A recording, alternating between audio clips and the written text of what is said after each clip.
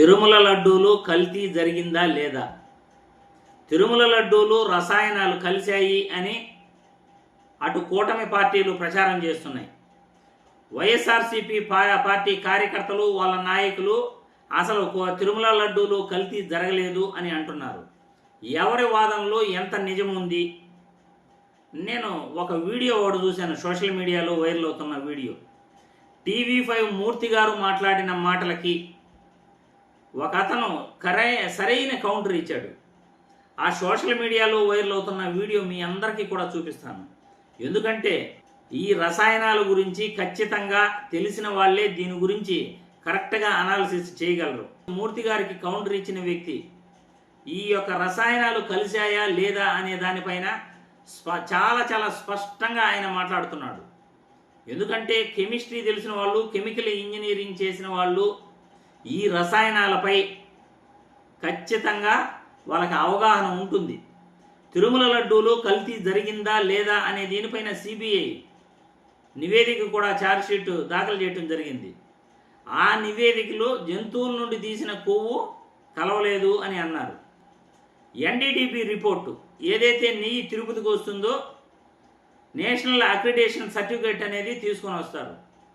ఆ national accreditation certificate చూసిన తర్వాతే తిరుమలపైకి నెయ్యి అనేది వెళ్తుంది. ఇక్కడ ల్యాబ్లో చెక్ చేసిన తర్వాత తిరుపతిలో NDDP సర్టిఫికేట్ ఏమి ఇచ్చిందంటే ఈ సిట్ నివేదికలో ఈ లడ్డూలో జంతువుల నుండి తీసిన కొవ్వు ఎక్కడా కలవలేదు అని చెప్పింది. కానీ TDP కార్యకర్తలు, నాయకులు వాళ్ళ అనుకూల మీడియాలో రసాయనాలు కలిశాయి అని అంటున్నారు. ఒక్కసారి TV5 మూర్తి మాట్లాడిన మాటలు వైఎస్ఆర్సీపీ కార్యకర్త లేకపోతే అతను ఎవరో నాకు కరెక్ట్గా తెలియదు, కానీ మూర్తి గారి మాటల్ని ఖండిస్తున్నాడు. కానీ అతని అనాలిసిస్లో మాత్రం నిజమని నేను పూర్తిగా నమ్ముతున్నాను కాబట్టి ఈ వీడియో చూపిస్తున్నాను. ఒక్కసారి ఈ వీడియో చూసిన తర్వాత మళ్ళీ మనం చర్చించుకుందాం. మీకు నచ్చినా నచ్చకపోయినా వినండి, టాయిలెట్లు క్లీన్ చేసే కెమికల్ కలిపారు. ఎస్ మీరు హార్పిక్ లాంటివి వాడతారు కదా, టాయిలెట్లు క్లీన్ చేస్తారు కదా, టాయిలెట్లు క్లీన్ చేయడానికి వాడే లప్సా యాసిడ్ స్లర్రీ 8,900 కేజీలు వాడారు. నిజంగా స్వామి చెప్పేది ఏంటి? హార్పిక్ లాంటి టాయిలెట్ క్లీనర్ ని తిరుమల లడ్డూలో వాడారని చెప్తా ఉన్నాడు. ఈ ఛార్జ్ షీట్ మొత్తంలో ఒకే ఒక్క లైను ఏమనంటే, అరిస్టో కెమికల్స్ అనే కంపెనీ వాళ్ళు లాక్టిక్ యాసిడ్ మరియు లాప్సా అన్న యాసిడ్ స్లర్రీ అన్న ఒకటే, దాన్ని ఆ రెండు కలిపి 8,900 కేజీలు ఈ భోలే బాబా వాళ్ళకి సప్లై చేశారు అని చెప్పారు. సప్లై చేస్తే వాడినట్టు ఛార్జ్ షీట్ లో ఉందా? ఇది ఎందుకు మాట్లాడేది? టెండర్ అనే పదం ఈ ఛార్జ్ షీట్ లో 506 సార్లు ఉంది. లప్సా అనే పదం ఒక్కసారి ఉంది. ఆ టెండర్ అంతా వదిలేశాడు. ఈ లాప్సా అని ఒక్కసారి దాంట్లో మెన్షన్ చేసి ఉంటే అది కూడా కొనుక్కున్నారు అని చెప్పి మెన్షన్ చేశారు. దాన్ని పట్టుకొని కలిపారని చెప్తా ఉన్నాడు. ఈ లాప్సా అనేది ఫ్యాక్టరీల్లో, ఇండస్ట్రీల్లో, డైరీల్లో క్లీనింగ్ కోసం ఉపయోగించుకుంటారు. యాసిడ్ స్లరీ అనేది ఈ లాప్సా యొక్క లిక్విడ్ ఫామ్. ఇది ఒక్క చుక్క గీలో వాడినా ఆ గీ అంతా నురుగు వస్తుంది, ఎందుకంటే అది డిటర్జెంట్ కాబట్టి. ఆ కంపెనీ వాళ్ళు ఈ లాప్సాని, ఈ యాసిడ్ స్లర్రీని కొనుక్కుంటే దాని అర్థం నెయ్యి తయారులో వాడినట్ట. నువ్వు మీ ఇంట్లో హార్పిక్ కొనుక్కుంటావు బాత్రూమ్ క్లీనింగ్ కి, అంటే మీ వంటగదిలో కూడా అదే యూజ్ చేస్తున్నట్ట. లాప్సా యాసిడ్ స్లర్రీ కనుక వాడుంటే NDDP రిపోర్ట్ లో డిటర్జెంట్ డిటెక్టెడ్ అని రావాలా. మరి 2 రిపోర్ట్లు, NDDP గుజరాత్, NDDP కర్నాలు, ఈ 2 రిపోర్టుల్లో రాలేదే. నెయ్యి లాంటి వాసన రావడానికి ఇలాంటి కెమికల్స్ కలిపారు.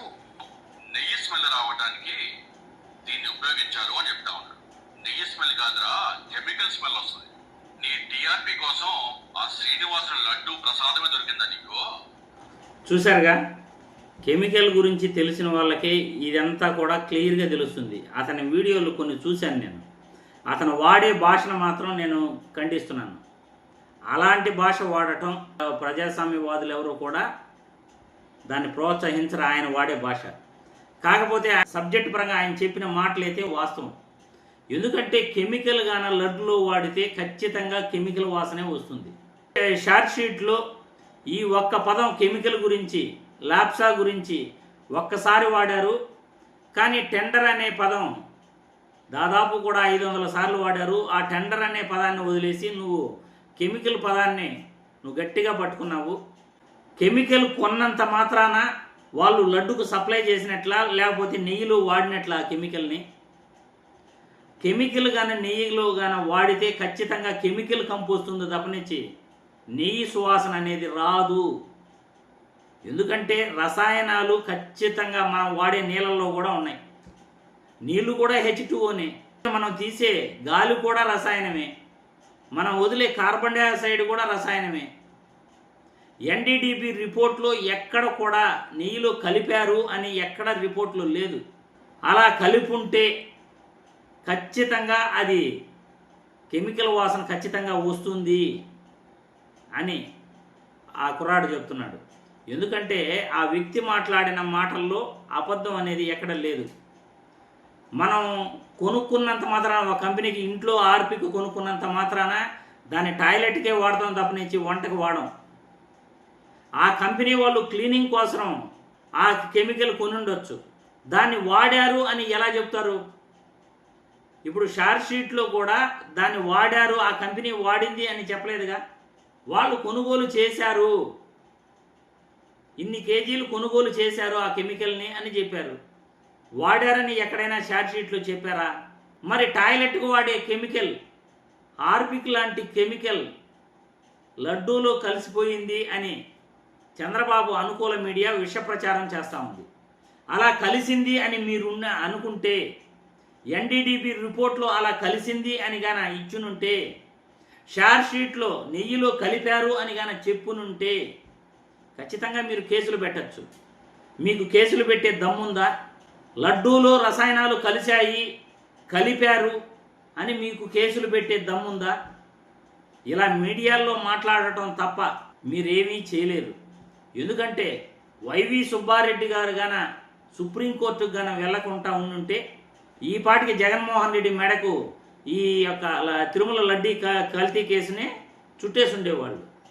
షార్ట్ షీట్లో ఉన్న పదాలని మీకు అనుగుణంగా మార్చుకుంటూ వాళ్ళు కంపెనీకి కొనుక్కున్న ఈ రసాయనాలు, క్లీనింగ్ కోసం కొనుక్కున్న రసాయనాలు నెయ్యిలో వాడేశారు అని మీరు మీ ఇష్టం వచ్చినట్లు ప్రచారం చేస్తున్నారు.